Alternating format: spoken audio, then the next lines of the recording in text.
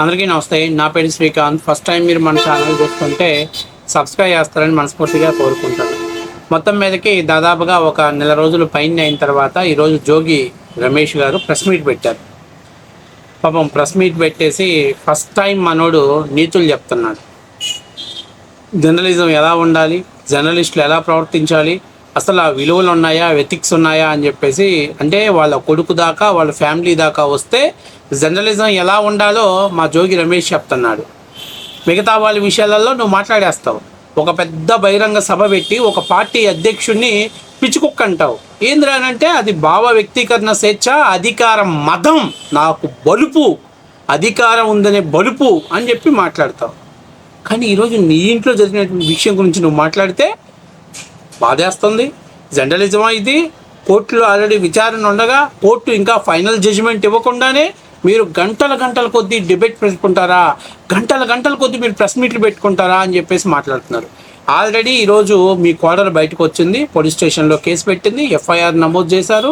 అట్లాగే ఆమె ఏదైతే ఎలిగేషన్ చేసిందో ఆ ఎలిగేషన్స్ మాత్రమే అక్కడ మాట్లాడారు. అంతేకాకుండా ఏదైతే మీ కోడలతో జరిగినటువంటి ఫోన్ కాల్ సంభాషణనే వాళ్ళు బయట పెట్టారు.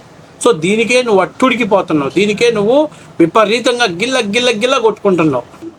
మరి ఏమీ సంబంధం లేకుండా నారా బ్రాహ్మణి గారు, నారా భువనేశ్వరి గారు కొట్టుకుంటున్నారు అని మీ సాక్షి స్టూడియోలో, మీ పనికిమాలిన స్టూడియోలో గంటల కొద్దీ లైవ్ షోస్ పెట్టి మీరు మీటింగ్లు పెట్టినప్పుడు, దాని మీద డిస్కషన్ పెట్టినప్పుడు మీకు గుర్తుకు రాలేదు ఎదవ ఛానల్ అని చెప్పి, మీకు గుర్తుకు రాలేదు ఇది పోరంబోకు ఛానల్ అని, మీకు గుర్తుకు రాలేదు ఇది పనికిమాలిన ఛానల్ అని. మీ దాకా వస్తే, మీ ఇళ్ళ దాకా వస్తే మీకు నీతులు గుర్తొస్తాయి. సరే, ఒకసారి మా వంశీకి పాపం ఉరి మంగళం మీద పడ్డట్టు కోడలకు కేసు పెట్టి నా మొగుడికి మగతనం లేదు, వాడి పిల్లల్ని సంసారం చేయట్లేదని ఆ అమ్మాయి కోర్టుకు వెళ్తే ఆ అమ్మాయిని వదిలేసి దానికి సమాధానం చెప్పని చేతగాక అడుదిరిగిడిదిరి పాపం మహాన్యూస్ వంశీ మీద పడ్డాడు. సరే, వంశీకి ఏదో బంపర్ ఆఫర్ ఇస్తున్నాడు మా జోగి రమేష్. ఒకసారి చూద్దాం, చూడండి. రాజీవ్ గన్నులో బుల్లెట్, ఆ బుల్లెట్లో పవరు, ఆ పవర్లో రేంజ్ కావాలని తహతహలాడితే నిన్ను హయ్యర్ చేసుకున్నా. నువ్వు కూడా కాదు, నువ్వేముంది బామ్మర్ది వంశీగాడివి, నీదే ఉందిరా ఒక్కగాడి, నిన్ను కాదు, నిన్ను హయ్యర్ చేసుకున్న వాళ్ళకి డైరెక్ట్గా చెప్తావన్నా వంశీ. అది ఏంటంటే రాజీవ్ గన్నులో బుల్లెట్కున్నటువంటి స్పీడు, అలాగే బుల్లెట్కున్నటువంటి పవరు తెలుసుకోవాలి అని అంటే మహాన్యూస్ వంశీ నువ్వెంత, ఆఫ్టర్ ఆల్ నిన్ను ఎవరైతే హయ్యర్ చేసుకున్నారో వాళ్ళకి కూడా చూపించేటువంటి దమ్ము, పవరు. మా ఓడి బుల్లెట్ ట్రిగ్గర్ నొక్కితే ఫట్ పేలి దూసుకుపోయేంత కెపాసిటీ ఉంది అని చెప్పి మా జోగి రమేష్ చెబుతున్నాడు. ఈ మాట మాకు కాదు చెప్పాల్సిందే, ఈ మాట మాకెందుకు, వంశీకి ఎందుకు చెప్పటం? మీ కోడలు మేక నాకు చెప్పు. అమ్మా, నా కొడుకులో బుల్లెట్, వాడి పవరు, వాడి రేంజి, వదిలితే దూసుకుపోయే స్పీడు అని చెప్పేసి మీ కోడలకు చెప్పుకొని, మీ కోడలకి కన్విన్స్ చేసుకొని కేసు విత్డ్రా చేయించుకుంటే బాగుంటుంది. ఇప్పుడు అంటే ఈ లెక్క ప్రకారం మీ కొడుకు మగోళ్ళ దగ్గర చూపిస్తాడా ప్రతాపం, ఆడవాళ్ళ దగ్గర పనికిరాదా?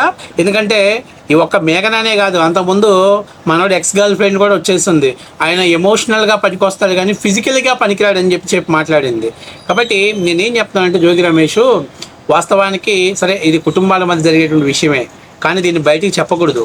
కానీ ఎందుకు చెప్పాల్సి వచ్చిందంటే నీ నోటి తొత్తరా, నీ నోటి జిలా, నువ్వు నోటికి ఏది పడితే ఈశ్వరుడు నోరు ఇచ్చాడు కదా అని ఏది పడితే అది వాగావు.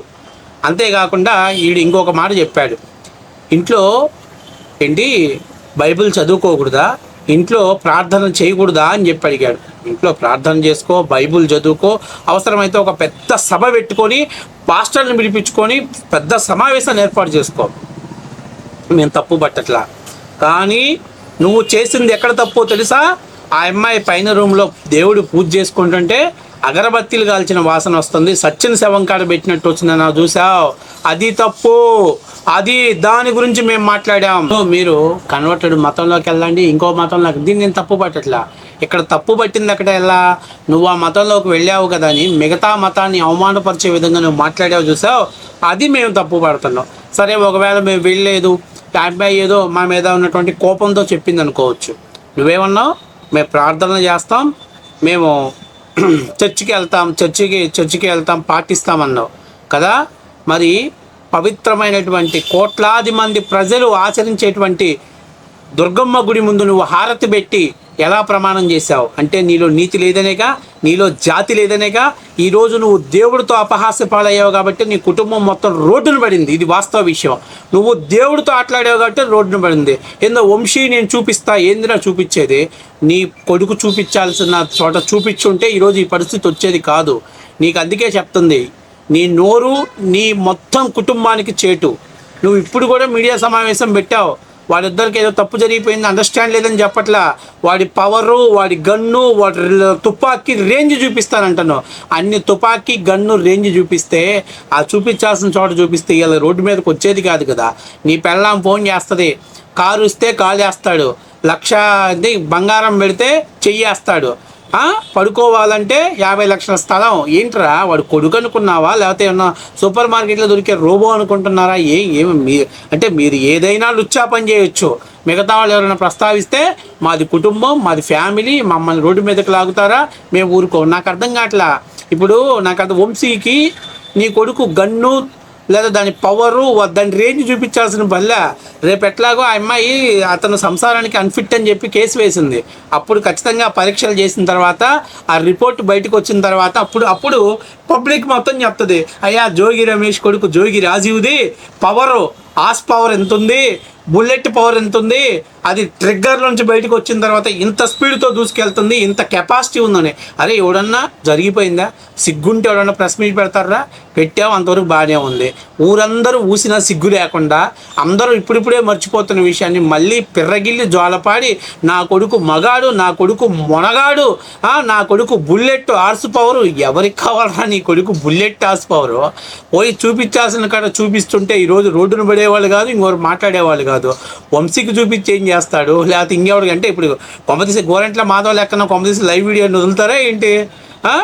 కొడుకు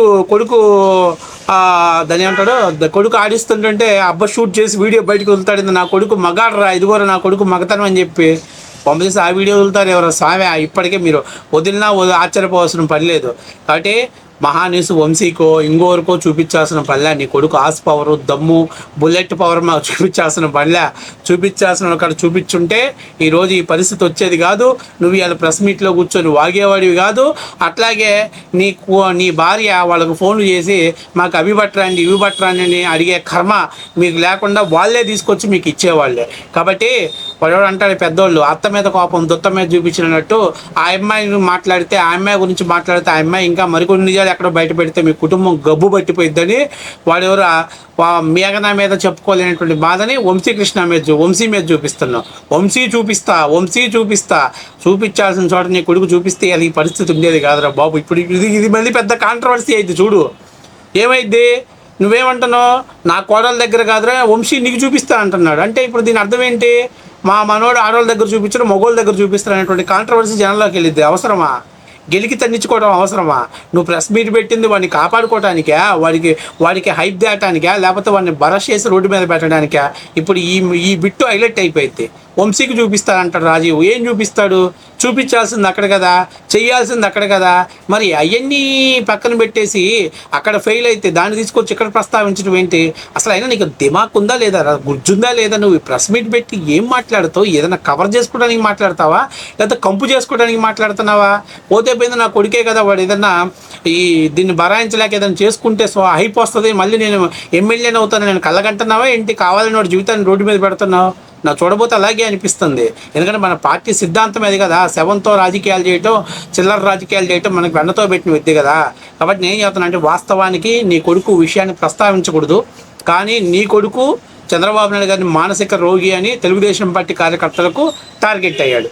నువ్వు తెలుగుదేశం పార్టీ నాయకుడిని జనసేన పార్టీ వాళ్ళ మీద నోరు బారేసుకొని మాట్లాడితే మగాళ్ళైతే రండిరా, ఓ ఈ మగాళ్ళైతే రండిరా అనేది ఎందుకు వాడుతున్నారా మీరు? మీ జోగి రాజీవ్ కోసం వాడుతున్నారా అనే కాంట్రవర్సీ తంప్లెట్ తెచ్చుకోవడానికి మీరు ఉపయోగపడ్డారు. కాబట్టి నేను ఏం చెప్తానంటే ఇప్పటికైనా సిగ్గు తెచ్చుకొని, ఆల్రెడీ నువ్వు ఆలోచన చేసుకో, ఇప్పటికైనా బుద్ధి తెచ్చుకొని ఇట్లా లోపల ఫండ్లు బంద్ చేసుకొని సొసైటీలో ఎలా ఉండాలి. రాజకీయాలు అందరు చేస్తున్నారు, అందరు కుటుంబ విషయాల్లో రచ్చకెక్కాయి, కానీ ఎవరు దీన్ని హైలైట్ చేసుకోవాలి. నీ కొడుకు విషయంలో జరిగినంత హైలైట్ మిగతా వాళ్ళ విషయం ఎందుకు జరగలేదంటే నువ్వు చేసిన ఎదవ పని, నువ్వు చేసిన లుచ్చా మాటలు, నువ్వు మాట్లాడినటువంటి అతి మాటలే నీకు ఎలా రోడ్డు మీద పడ్డాయి.